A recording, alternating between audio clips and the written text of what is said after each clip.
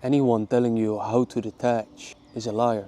Not because they want to lie, not because they don't want to help you or themselves. In fact, they believe what they are preaching to be working. And it actually may be, but the effect always fades away and you become attached again to everyone and everything in your life, isn't it? It happens again and again. But why? The most truthful answer is that your pain is not yet great enough. The familiarity in attachment is too much to give up for you. There is great comfort in attachment to people and things, do you see? And detachment happens by itself when you've understood. Let me repeat that. Detachment happens by itself when you have understood. It is not about a decision that you make to detach. The person who's able to let go doesn't have a choice. He or she doesn't consciously say to stop caring about the person or the thing or the situation. It only happens when there's no other way. When the realization is made that it is the only way.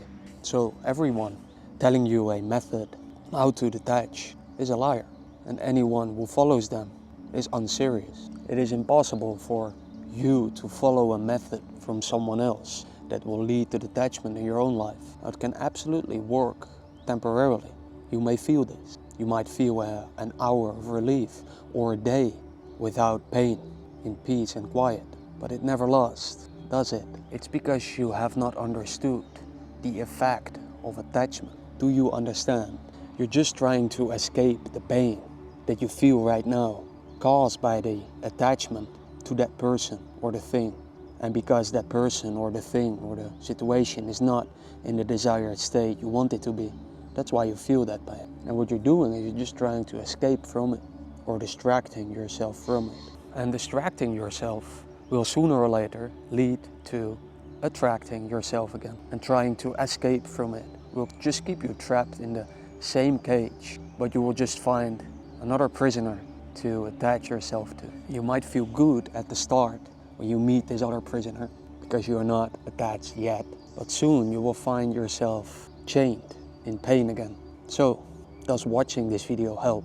Let's be honest, to most it doesn't. And to the one for who it does, it is not me who has helped here. My words just hit a spot inside that person who has already realized to some extent the effect of attachment in their life. And not because he should, not because of a method, not because of me, but because he realized for himself, by himself.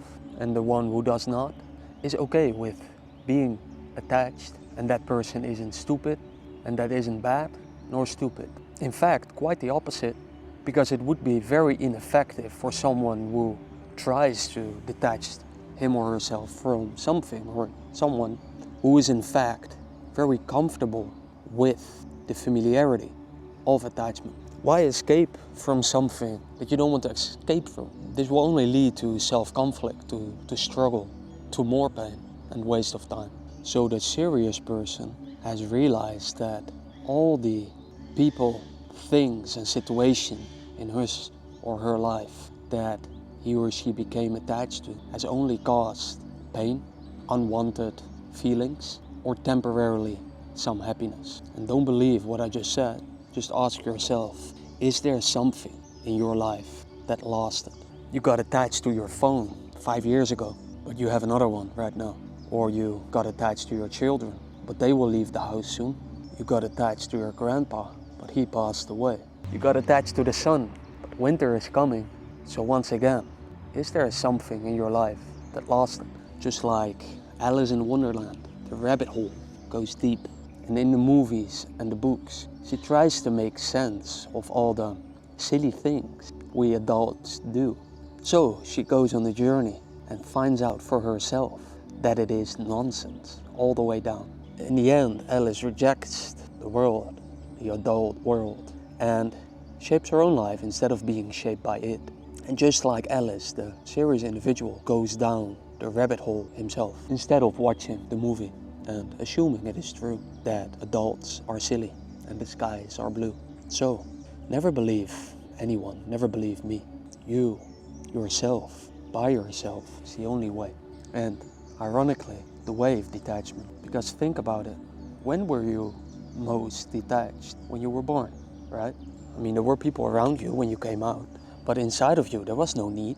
You didn't feel attached to them, not yet. You became attached. So the individual who has realized the effects of that attachment will naturally spend more time alone, and not with a 5-day silent retreat in Ubud, Bali to spiritually heal or awaken. Because once this retreat is checked off your to-do list, or maybe even bucket list, you will get back to attaching yourself again.